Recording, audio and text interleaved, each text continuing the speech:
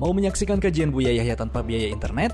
Segera pasang parabola Al-Bahjah TV di rumah Anda. Bebas biaya bulanan dan tanpa koneksi internet.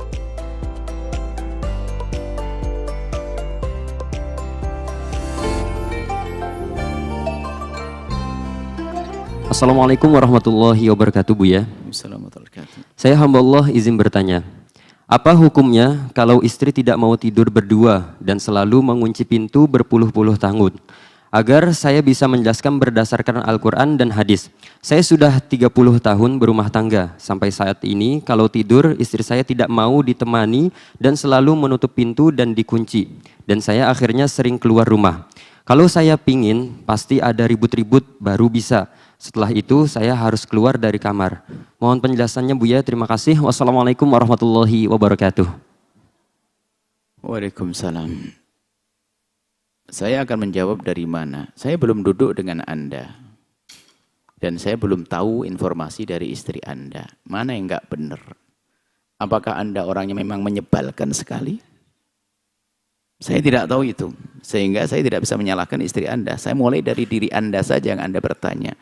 Mungkin Anda orangnya bikin kesel. Anda tidak pandai menghibur hati. Anda tidak pandai merayu. Anda kurang santun. Anda kurang lembut.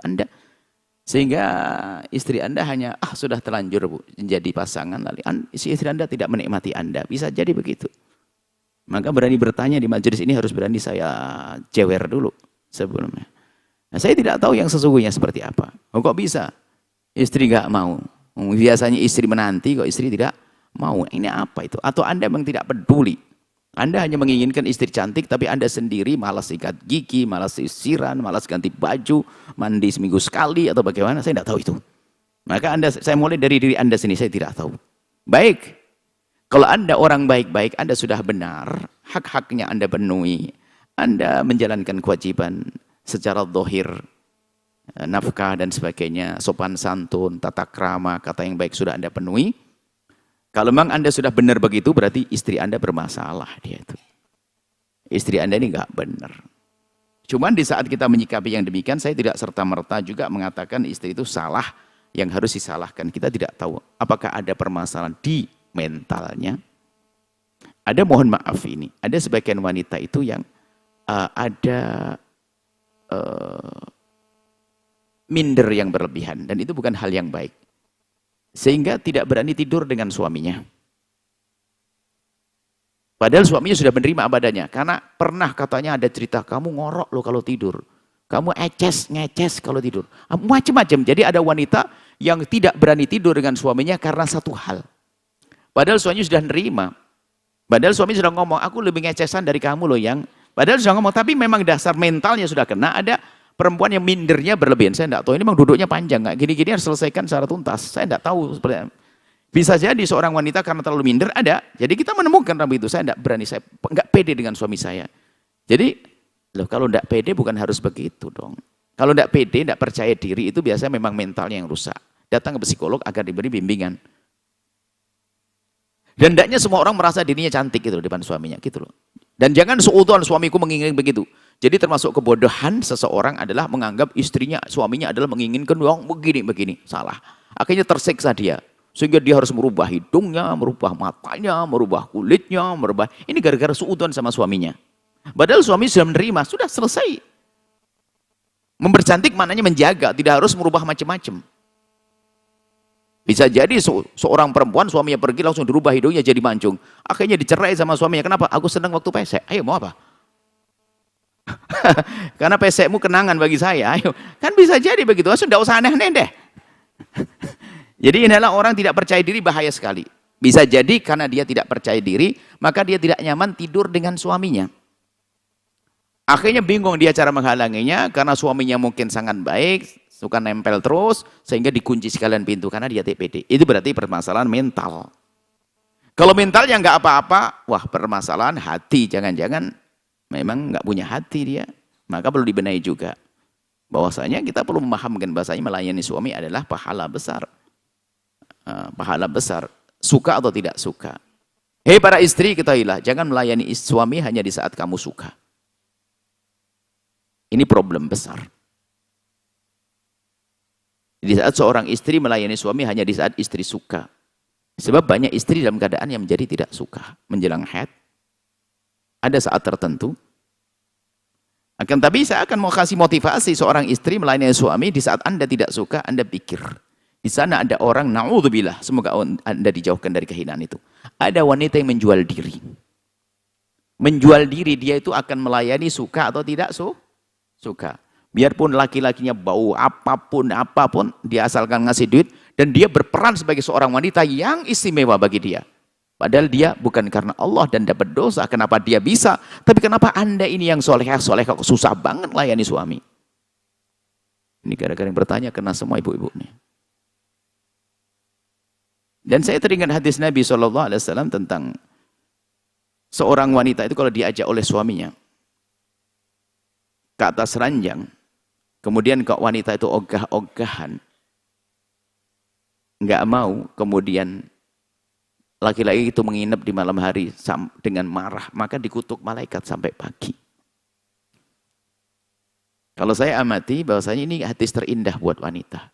Tapi sebagian wanita tuh gak senang dengan hadis ini. Dikit-dikit main kutuk apaan tuh. Tapi kalau saya fahami ini hadis paling indah. Coba dicermati. Idza da'a ar-rajulu imra'atahu, jika seorang laki-laki mengajak istrinya ila firasyi, ke atas ranjang. Kemudian wanita itu gak mau. Saya tanya, diajak kemana? Nyangkul, naik pohon, naik gunung, diajak kemana? Ke atas ranjang. Sesuatu yang sangat indah dalam kehidupan rumah tangga. Lah kok ogah-ogahan perempuan itu? Nggak mau. Suaminya marah, dikutuk malaikat. Kenapa? Bodoh banget ini perempuan. Cuman saya bodoh begini biar sadar maksudnya. Tapi bapak-bapak sudah ditempeleng tadi kan? Jadi kan sudah adil. Tadi bapak-bapaknya sudah kan tadi? Bang yang bawa kecut segala macam tadi. Sekarang ganti ibu-ibu. Dan setelah diamati di alam nyata, itu memang betul. Banyak perempuan itu modelnya begitu. Kenapa sih kalau sudah suami ada hajat kok nggak langsung cekatan bismillah siap-siap? Ada alasannya yang nidurin anak lama-lama, ngunci pintu lama-lama, ngangetin sayur lama-lama. Coba kalau saya tanya bapak-bapak pasti menjawab, iya betul pak. Dah. Kenapa begini ini? Padahal semestinya suami sebelum datang sudah dandan yang Masya Allah ini. Suka tidak suka? Baik setelah itu suami mau memanut atau tidak? Tapi di sisi lain juga harus adil dong. Suami itu yang benar. Saya nggak senang kalau suami hanya menginginkan istrinya cantik tapi membiarkan dianya. Sampai ada seorang suami datang, istri ngomong sama istrinya. Setengah jam istrinya tuh nutup kerudung di hidungnya tuh suaminya nggak sadar. Makanya kalau mau pulang rumah tuh tolong suami mampir pom bensin, sikat gigi, pakai minyak wangi, sisiran. Masya Allah. Jadi dari berapa puluh meter sudah kecium bau harum minyak wangi suamiku. Jangan seperti yang sebelahnya. Aduh suamiku datang. Dari mana tahu? Bau keringatnya nyampe sini dah. Nah ini barangkali yang kami sampaikan ini bisa didengar oleh dua belah pihak tadi. Saya tidak tahu Anda wanita macam apa. Kalau Anda memang punya masalah psikolog, Anda datang. Anda tidak boleh membiarkan suami gitu terlantar. Karena suami punya hajat sewaktu-waktu. Untung suami tersebut punya iman. Kalau tidak punya iman bagaimana? Melakukan zina di luar. Ayo. Jadi tolong kalau Anda berpikir itu jangan berpikir tentang kesenangan diri. Tapi bagaimana kesenangan pasangan itu adalah cerdas. Dan juga ridho Allah. Maka jadilah Anda seperti Sayyidah Khadijah Al-Kubra ditanya, hai Khadijah, alangkah senangnya engkau menikah dengan Muhammad. Beliau menjawab dengan bahasa cerdas, demi Allah setelah aku menikah dengan Muhammad, waktu itu belum jadi Nabi. Demi Allah semenjak aku menikah dengan Nabi Muhammad, aku tidak pernah berpikir bagaimana aku bersenang-senang dengan Nabi Muhammad, tapi yang aku pikirkan adalah bagaimana Nabi Muhammad senang dengan aku. Pantesan dia menjadi wanita termulia di dunia dan di akhirat karena cerdasnya kayak begini. Jadi saya mohon, saya tidak tahu betul, karena kalau permasalahan nggak tahu itu saya tidak bisa jawabnya tutup poinnya kemana. Apakah saya harus negur istrinya atau yang salah? Mungkin suami yang salah, mungkin istri yang salah. Kalau Anda sudah dengar ini, insya Allah semuanya akan belajar. Hidup itu adalah bukan sekedar hanya untuk senang-senang urusan di atas ranjang, tapi ada khidmah pahala di hadapan Allah. Ada kesabaran pahala di hadapan Allah. Ada pengabdian pahala di hadapan Allah. Mana rumah tangga 30 tahun begitu? Mana ada pengabdian? 30 tahun. 30 tahun. Bayangin dah stres saya. Bayangin aja pusing 30 tahun. Innalillah. Baik, Anda berubah insya Allah. Perdengarkan ini kepada istri Anda. Jika yang salah istri Anda, segera berubah. Dan kalau Anda termasuk yang saya tegur tadi, Anda harus berubah juga. Benarnya. Tujuan kami adalah Anda semuanya baik-baik. Sengaja ini pertanyaan begitu menarik bagi kami, biar semuanya belajar. Jangan egois deh. Kadang suami juga begitu. Tahu istrinya sakit, kata Buya kamu harus melayani. Ini salah paham. Sakit pahami Anda. Sakit sabar sedikit, nanti semakin indah setelah itu. Dan seterusnya. Semoga Allah memberikan segala kebaikan, keindahan dalam rumah tangga Anda semua. Wallahu a'lam bishawab. Sahabat Al-Bahjah TV, setelah menyaksikan video ini, jangan lupa bersolawat kepada baginda Nabi Muhammad. Shollu ala Nabi Muhammad. Allahumma sholli alaihi wa ala alihi wa sahbihi.